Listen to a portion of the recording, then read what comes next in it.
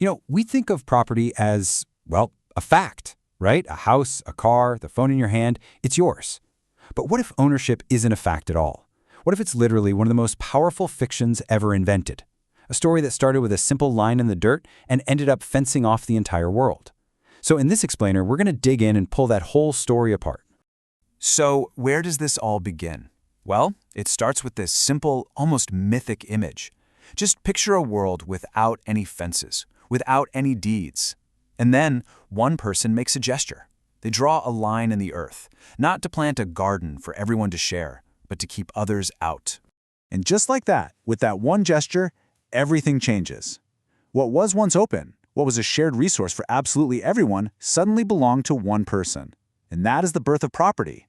Not as a way to take care of the land, but as an act of pure separation. So, and this is absolutely the crucial point. That first fence, it wasn't really about protecting crops. It was a projection of power. It turned land into leverage. It turned a community into a hierarchy. It was the physical beginning of an idea that would eventually fence off the entire planet. Okay, but an idea this radical, it's going to need more than just brute force to stick around. It needs to feel right, even holy. And this is where the story gets really, really fascinating. How that simple fence got elevated into this sacred moral order. Just look at the contrast here. It's pretty stark. On the left, you've got these early ideas of property as a kind of stewardship. It's flexible. It's based on the community's needs. But then, look at the right. You see what it turned into. This rigid system of absolute exclusion, justified not by need, oh no, but by some higher divine authority. And yeah, this didn't happen overnight, not by a long shot. You can actually trace how this justification evolved over centuries. So we start in ancient Mesopotamia with land belonging to the gods, then it becomes a personal grant from God, which then morphs into a king's divine right. And finally, we get to the idea that having private property is itself a sign of God's favor. Which, brings us to a pretty critical question. I mean, if the right to own something is so obvious, so natural, then why did people have to spend so much time and energy creating these super elaborate religious and moral myths to defend it?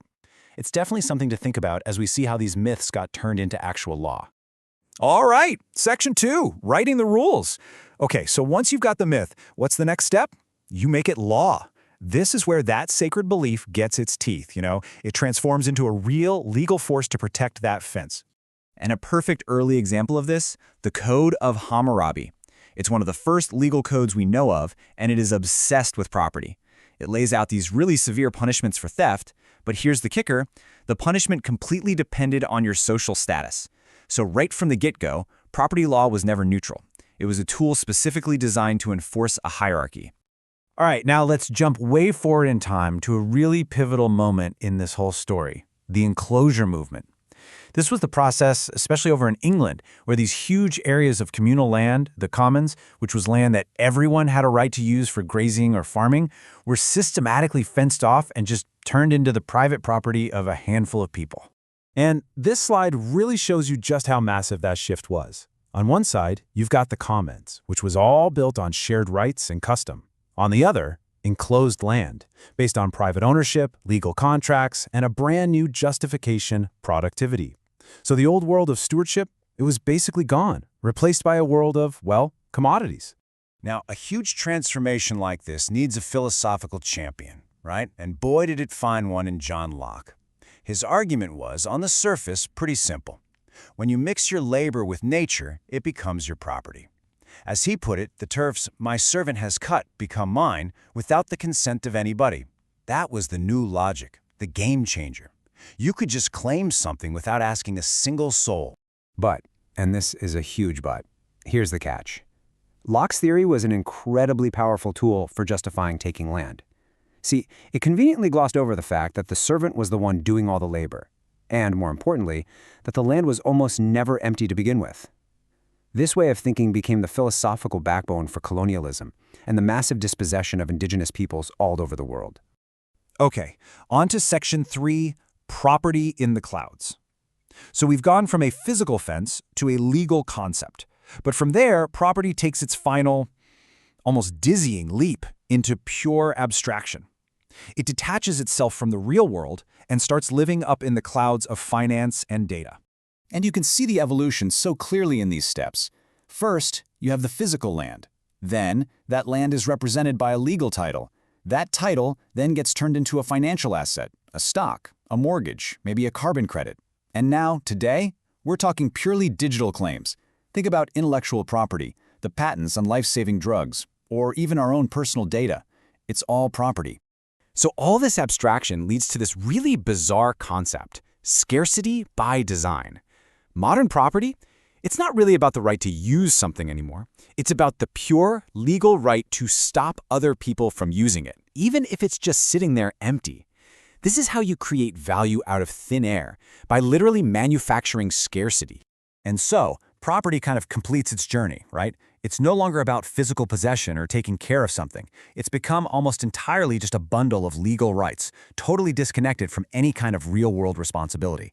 It's just a line on a spreadsheet, not a piece of land you actually have to care for.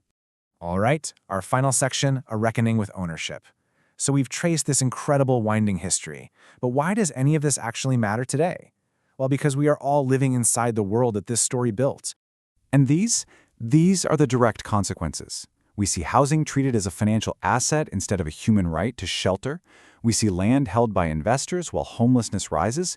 We see essential things like water and knowledge turned into commodities. And the whole time we're told, oh, this is just natural. It's the most efficient way for things to be. But as we've just seen, it's a story. It's a fiction that we built. So let's start to challenge that fiction. Let's ask some questions. Like, what if housing was treated as what it is, shelter, not an investment? I mean, how would our cities even begin to change? And what if land was actually for use, not just for hoarding? What if its value came from what it gives to the community, not what some speculator can get for it? And hey, what if we decided that some things, like knowledge or clean air or even our digital spaces, what if we decided they should be held in common again, protected from just being turned into a commodity? Which really leaves us with this one last thought. The whole story of property was about fencing off the world, right? But if we realize that it's just that, a story, and stories can be changed, they can be retold, then maybe the real question for all of us is, how might the world be reopened?